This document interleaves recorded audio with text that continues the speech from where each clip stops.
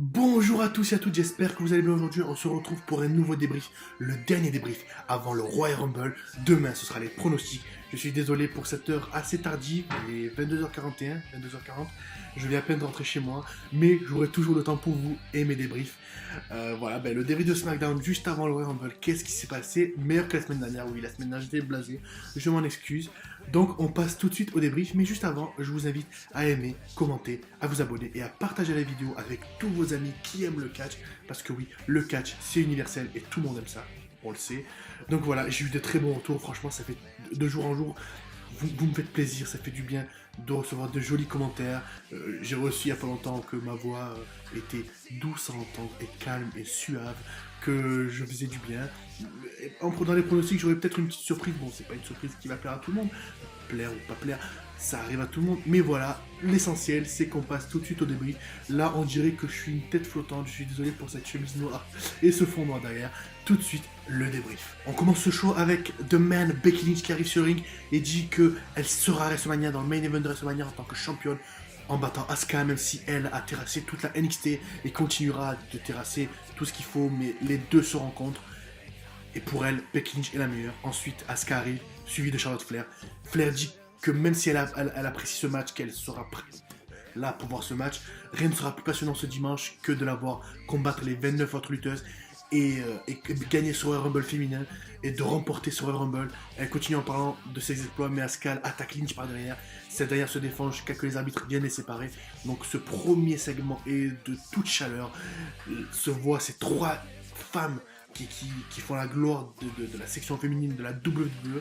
Donc voilà pour ce premier segment. Juste après, on voit d'autres femmes qui ne sont pas la gloire, mais qui sont là pour nos beaux yeux. Naomi affronte Mandy Rose. En fin de match, Sonya Deville distrait Naomi, qui est sur le tablier, et Mandy Rose l'envoie contre un poteau, puis la ramène au centre du ring pour le tombé final. 1, 2, 3.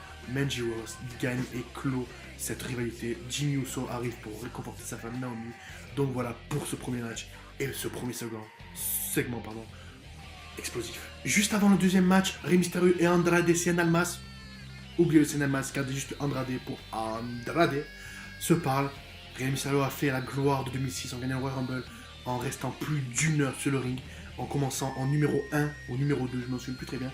Mais Andrade dit que ce soir-là, en main event, dans un 2 or 3 falls, donc le meilleur des 3, le meilleur des 2 gagne le match, donc ce sera en 3 tombées. Dit que c'est la gloire du passé, que maintenant Andrade est le futur, même s'il reste Rey Mysterio, et que maintenant il est temps de laisser sa place aux jeunes. Juste après, on a ce match de Miz accompagné de Shane McMahon, the best in the world, l'équipe la plus forte du monde depuis 30 jours, le scandale, affronte Cesaro accompagné de Sheamus. Donc en gros, c'est en fin de match, Cesaro fait un gotch neutralizer sur The Miz, puis enchaîne avec le tombé pour la victoire. Ensuite, les 4 s'attaquent. Ils se font passer à tabac par... Enfin, The Miz et Shane McMahon se font passer à tabac par The Bar. Et à la fin, The Bar qui est célébrant sur la rampe, tandis que les annonceurs nous montrent devant ce qui reste de leur table et les officiels, parce que oui, ils ont fait passer la table de commentateurs Shane et The Miz. Donc voilà, on aura droit à un très gros match au Royal Rumble, en espérant un changement de titre. Mais j'en dis pas plus, ce sera pour le lendemain et les pronostics. Donc voilà pour ce second segment et ce second match. Juste après, on parle de Samoa Joe et Mustafa. Comment résumer 20 minutes de blabla en seulement 30 secondes? Vince McMahon égale arbitre des deux gamins, AJ Styles et Daniel Bryan, qui se feront la joute verbale, qui se battent à la fin. Donc ça, on s'en fout. C'était le segment un peu nul, parce que je vais pas y passer 30 ans. Ils ont parlé, c'est bien, c'est la promo, Royal Rumble. Daniel Bryan contre AJ Styles pour le titre de champion de la WWE. Ça promet d'être un gros match. Je veux pas parler longtemps de ce segment, parce que c'est juste là pour meubler, faire passer 20-30 minutes de show. Donc voilà au niveau de ce segment que je vais désigner comme le segment entre le match et le segment le plus nul de la soirée. Juste après, on a ce match qui me paraît tellement déséquilibré et tellement loin entre Samoa Joe et Mustafa Ali. En fin de match, Samoa Joe fait son coquina clutch pour faire taper Mustafa Ali et le faire abandonner par soumission. Mustafa Ali est perdant, Samoa Joe est vainqueur. Donc voilà, dans les coulisses de New Day, juste après, est interviewée par Kayla Braxton. Elle explique que comment ça se passe si un des trois gagne le Rumble. Tout simplement, il leur répond que si un des trois gagne le Rumble, ce seront les trois qui seront gagnants.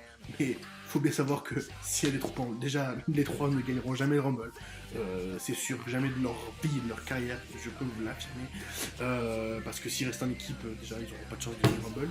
Et c'est une équipe tellement soudée qu'ils vont rester soudés jusqu'à la fin de leur carrière, qui font tellement bien le show, qui sont toujours là pour voler la vedette, faire chauffer la foule, etc. Donc ça c'était le segment qui servait à rien, mais bon, qui était là pour faire rire la foule.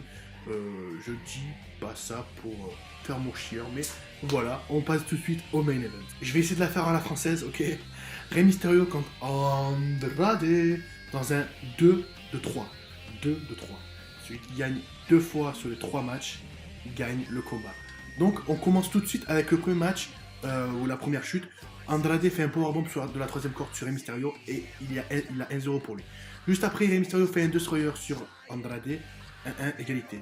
Mais juste après, pour la troisième et le verdict, Samoa Joe arrive de nulle part et attaque Rey Mysterio, ce qui disqualifie Andrade.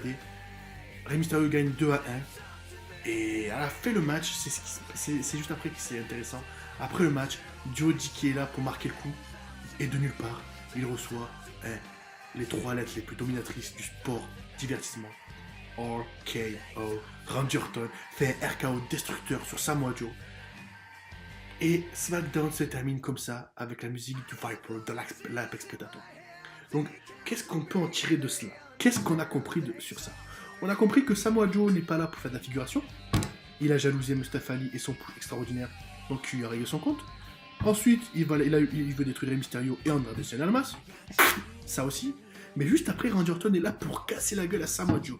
De heal. Enfin, Randy Orton, j'arrive plus à le situer depuis quelques semaines.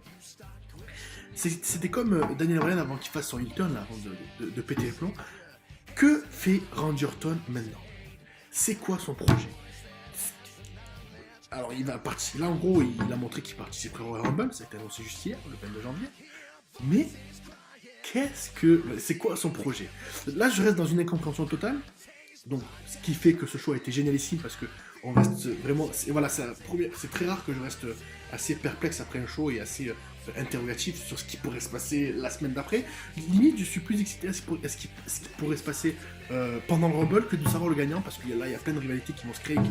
Bref, c'est la route de WrestleMania. Je reste interrogatif et c'est ça qui est excitant parce qu'on se dit mais qu'est-ce qui va se passer?